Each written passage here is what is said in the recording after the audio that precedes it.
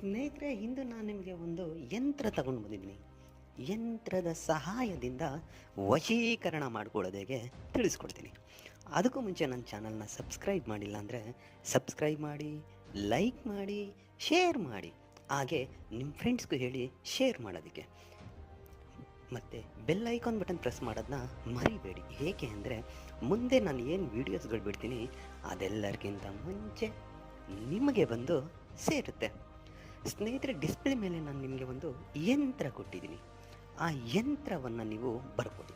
ಬರೆದ ಆದ ಮೇಲೆ ಯಂತ್ರದ ಒಳಗಡೆ ಶ್ರೀಂ ಗಂ ಓಂ ಗ್ರೌಂ ಕ್ರೀಂ ಹಂ ಓಂ ಶಂ ಅಂತ ಬರೆದಿದ್ದೀನಿ. ಸೆಂಟ್ರಲ್ಲಿ ಒಂದು ಬೀಜ ಮಂತ್ರದ ಚಿಹ್ನೆ ಬರೆದಿದ್ದೀನಿ, ಅದನ್ನು ಬರೀರಿ. ಅದಾದ ಮೇಲೆ 4 ಕಡೆ ಹೆಸರು ಅಂತ ಬರೆದಿದ್ದೀನಿ. ಅಂದರೆ ಅದು ನಿಮಗೆ ಯಾರು ಬೇಕಾಗಿದ್ದಾರೋ ಅವರ ಹೆಸರನ್ನು ಬರೀರಿ. ಬರೆದಾದ ಮೇಲೆ ಇದನ್ನೆಲ್ಲ ನೀವು ಗುರುವಾರದ ದಿನ ಮಾಡಬೇಕಾಗುತ್ತೆ. ಒಂದು ಬಿಳಿಯ ಹಾಳೆ ತಗೊಳ್ಳಿ, ಒಂದು ಪೆನ್ ತಗೊಂಡು ಮಾಡಿ.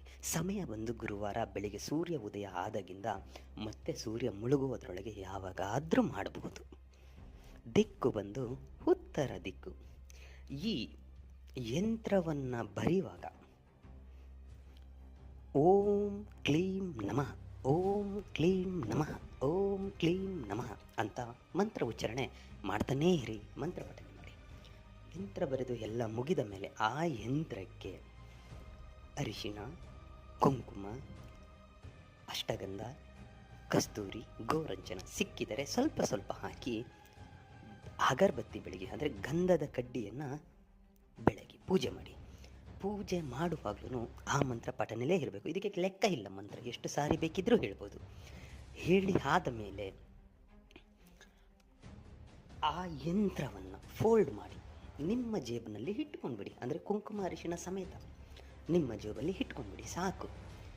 ಆಮೇಲೆ ನೋಡಿ ಸ್ನೇಹಿತರೆ, ಚಮತ್ಕಾರ ನಡೆಯುತ್ತೆ. ಒಂದು ನಿಮಗೆ ಗೊತ್ತಿದ್ದೋ ಗೊತ್ತಿಲ್ಲದೇನೋ ಅವರೇ ನಿಮ್ಮ ಕಾಂಟ್ಯಾಕ್ಟ್ ಬಂದುಬಿಡ್ತಾರೆ, ಅವರೇ ನಿಮ್ಮ ಹತ್ರ ಮಾತಾಡ್ತಾರೆ, ಅವರೇ ಮೇಲ್ ಬಿದ್ದು ನಿಮಗೆ ಮಾತಾಡೋಕ್ಕೆ ಶುರು ಮಾಡ್ತಾರೆ. ಅಂದರೆ ಅವರು ನಿಮಗೆ ವಶೀಭೂತರಾಗ್ತಾರೆ. ಮಾಡಿ, ಇದನ್ನು ಖಂಡಿತ ರಿಸಲ್ಟ್